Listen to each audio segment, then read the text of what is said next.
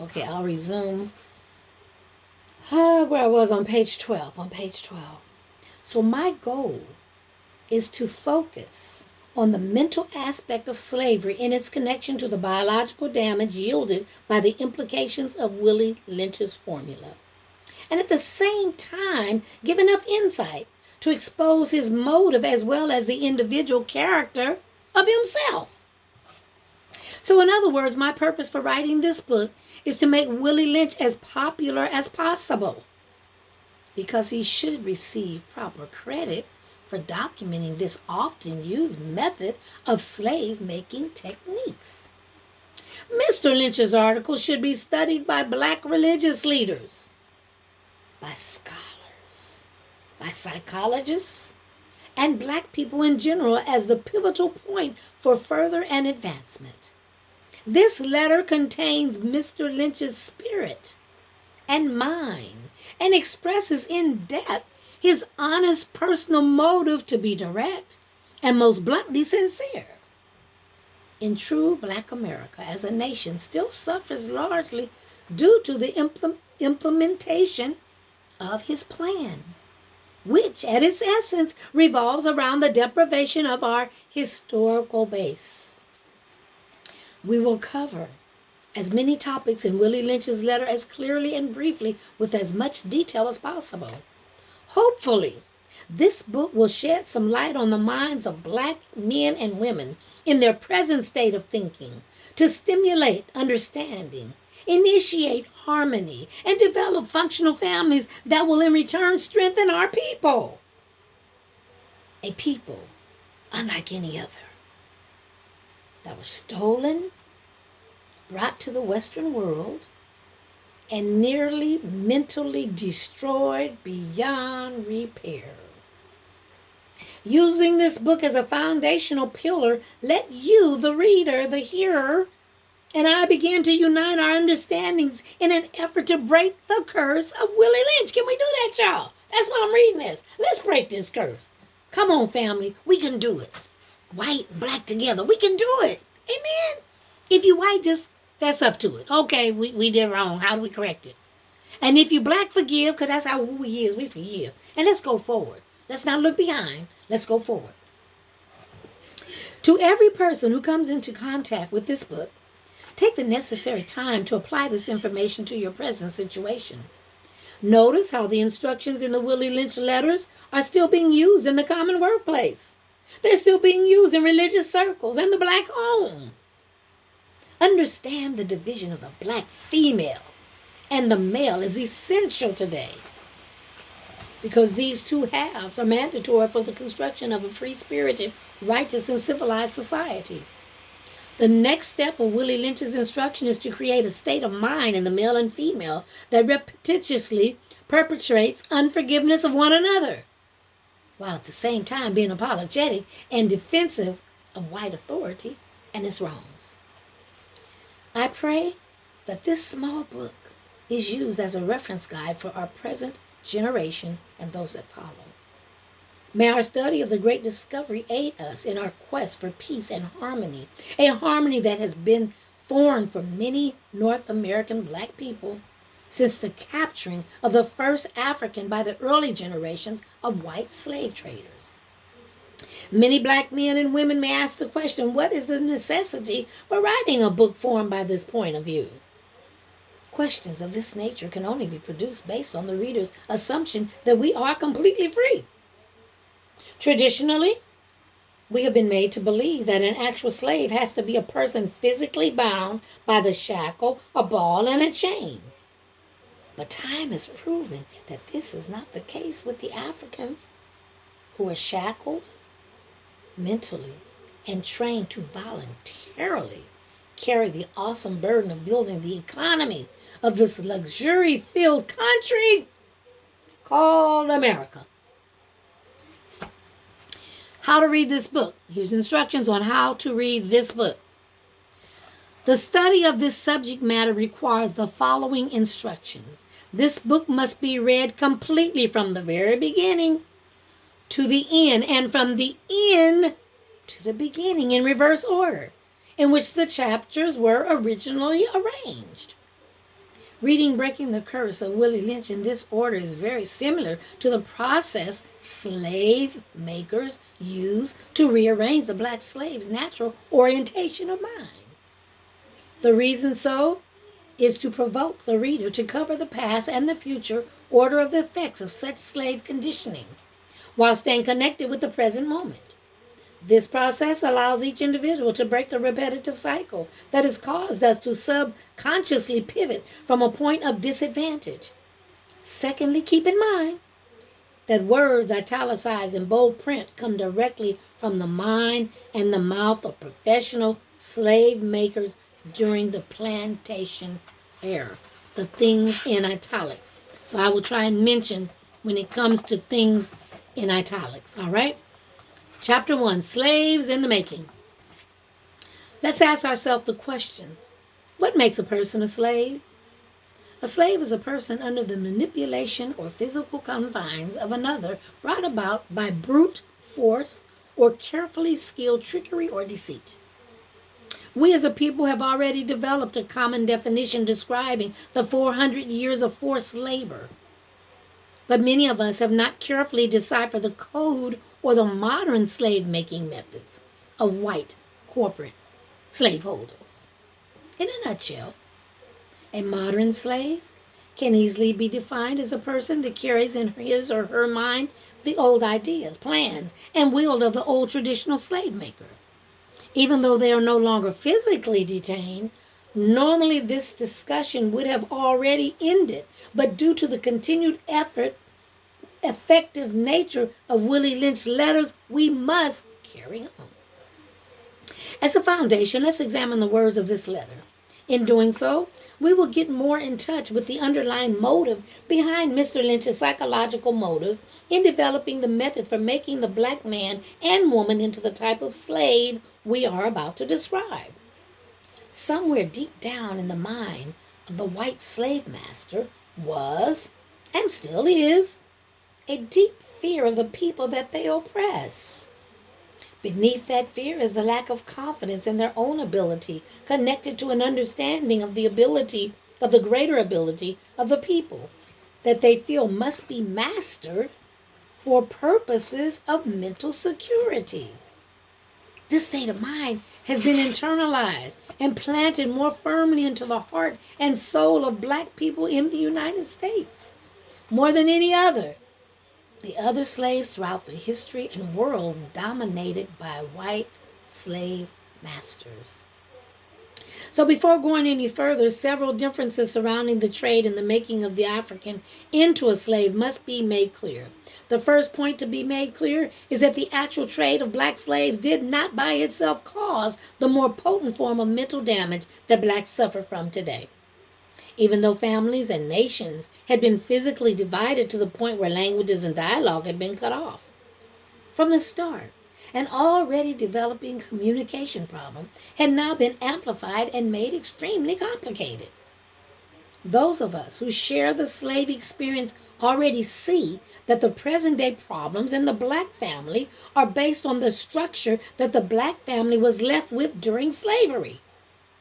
This is manifested today in the stress-filled tone of communication between many black men and women versus a free-flowing dialogue that produces mutual cooperation instead of conflicts between egos.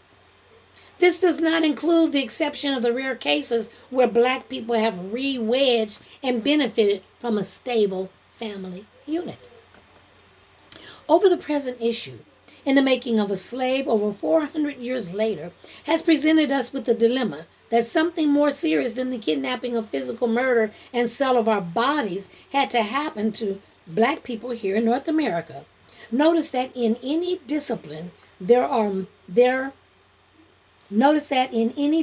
where one may strive to obtain the level of mastery, the objection in mastering something difficult is that the subject has to become easy to master.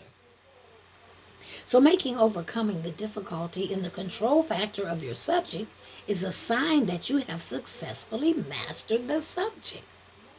So during the time in history when black bodies were clothed in chains, the slave master obviously saw a flaw in his tactics of control when enforcing his barbaric practices, or torture, or fear, or beating, and murder by example to obtain control when dealing with his Negro slaves.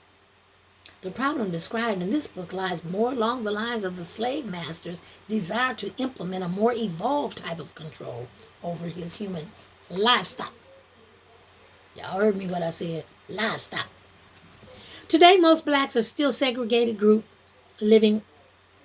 Today, most blacks are still a segregated group living under America's failing economy and are short of the basic desired goal of freedom, which includes control of our time, control of our own destiny, and control of our own self-money.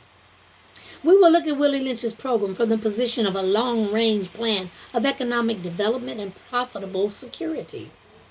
How could you enslave, rape, mistreat, and even kill the family members of those under your authority, and at the same time secure the making of a slave and make monetary profits? What must be done to the mind of a people who've gone through such conditioning and still carry on their daily service to the people who have perpetrated this atrocity nearly a century and a half after they have been so-called free? That's why y'all see what's going on in the streets today. Because these young blacks and whites have become mentally awakened, and they're not taking it anymore. They're breaking, they're finally figuring out how to break this curse. So the Caucasian slave masters understood the depths of their own psyche in relationship to the true differences between the phrases slave maker and slave master. The first 300 years of the American enslavement of the African dealt with the physical captivity report and the trade of black bodies. But there is a second phase of this story that incorporates the two different understandings stated. Black people as a whole must not only define things for our slaves to color and set the tone of our own picture, which is reality, but we must understand in detail the definitions of those who continue in their attempt to further control our future. The slave maker can be defined as a person who uses the barbaric tactics of torture, fear, beating, and murder by example alone to obtain control. Secondly, a slave master is a person who has studied the spirit, the soul, and the psychology on a subject in order to master the internal operating principles that actually makes the person tick. Historically, a title had not up until recently been given to this system, nor had an individual been credited with the development and packaging of such a productive system until the discovery of Willie Lynch letters. Lynch and company somehow were able to conceptualize the very essence of slave-making methods. The amazement of the matter is that after reading the letter 290 years later, the spiritual drugs of division documented in the archives of this speech have held true exactly as Mr. Lynch stated. And he is putting in parentheses, he is quoting, "The minimum test of time in which this method, if used, would control the minds of the Negro slave for at least 300 years. And we write about that 300-year mark, right about 1717 to 2000, right about 300 years. So at least 300 years. So the second phase of the curse of the Willie Lynch included the strong prediction that the utilization of his method would ensure the control of the Negro state of mind for at least an entire millennium, 1,000 years. My question to challenge the thoughts of the readers is, can we afford another generation of ours to continue the slave master-slave relationship? Well, what must be done and studied to prevent the continued tradition of this relationship? Because whether we realize it or not, white America no longer has the need for a codependent relationship with the once shackled slave. To make matters worse, the American economy after the 9/11 bombing can no longer support the weight of carrying the responsibility of a mastered slave. Okay, we're into the last section. We have 7 minutes. We're doing pretty good. It's 1:27. I was hoping it'd be like about 30 minutes, but here we go. Chapter 2. Black animalization. Never heard of that word before. Animalization. Okay, in italics, this is what Willie Lynch said. What we do with horses is that we break them from one form of life to another. So that is, we reduce them from the natural state in nature, whereas nature provides them with the natural capacity to take care of their needs and the needs of their offsprings. We break their natural string of independence from them and thereby create a dependency state so that we may be able to get from them useful production for our business and for our pleasure. Okay. So the wounds acquired from the slave experience over time have inflicted enough physical, social, and economic damage to prove that blacks as a people have been animalized. Before going any further, let's review the definition of animal as described in the Webster Dictionary. Number 1, any such organism other than a human being. Number 2, a brutish, debased, or inhuman person. So here we will expound on the second description, stating that an animal is inhuman or debased. When something or someone has been debased, they become disconnected from their foundation. In the process, they're detached from the very core of their being that gives them value. That is the case of the Negro slave. The very culture, norms, and values that allowed us to uplift and civilize our citizens according to our own standards. What makes man and woman civilized? What makes us uncivilized?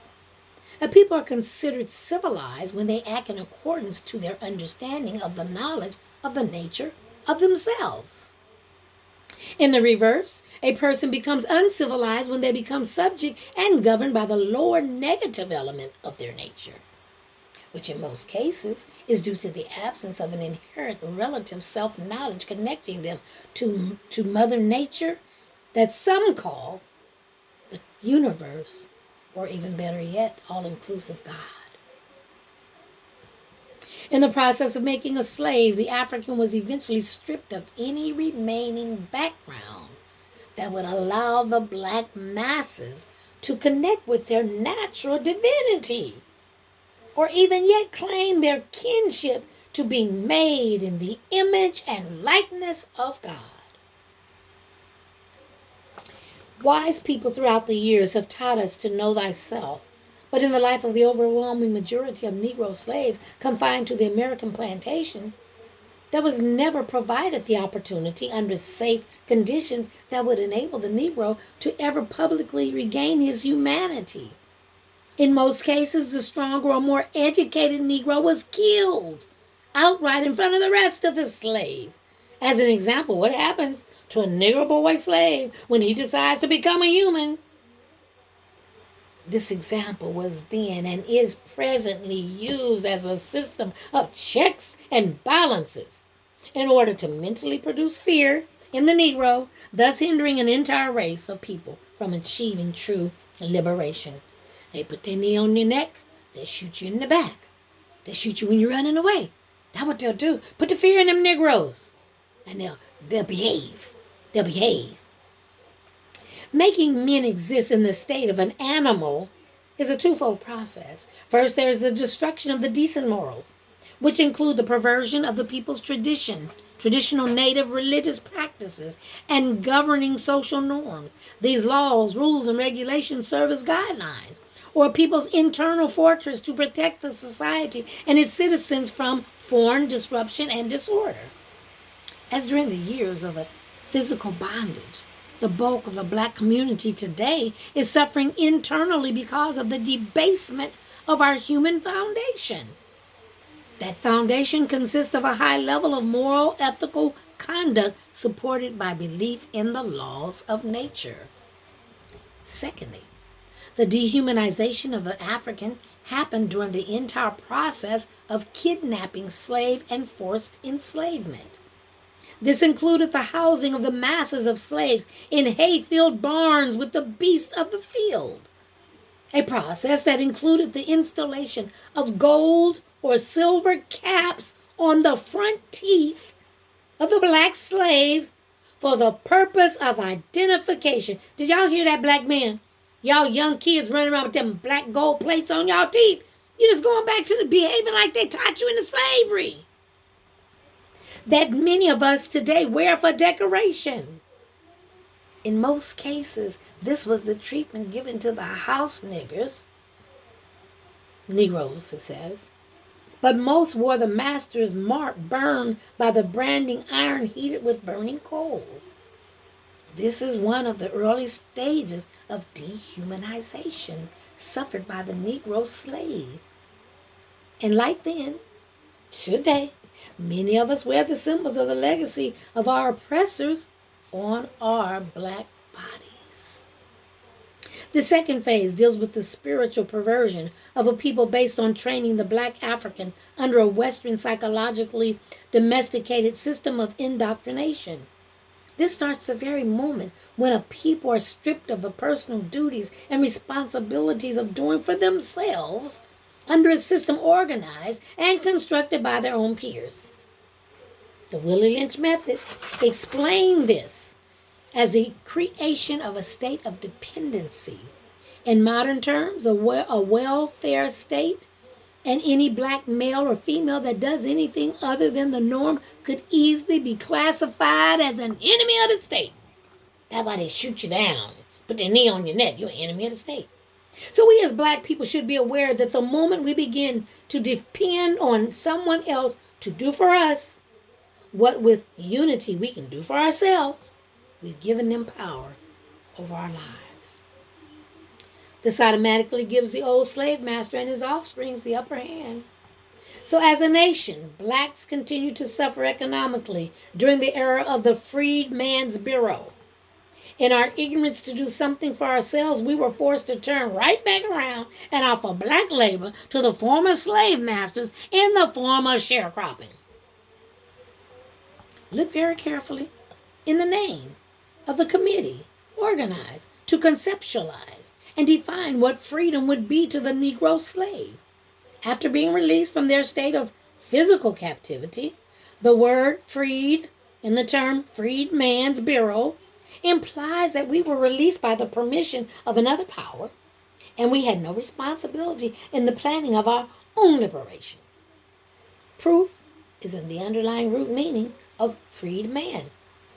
We as a people will never get true respect equal to the level of other nations because we had nothing to do with our own freedom. Therefore, 137 years later, we still do not enjoy nor do we benefit from the fruits of our labor as a whole, like people from other cultures that recently crossed over the borders of America.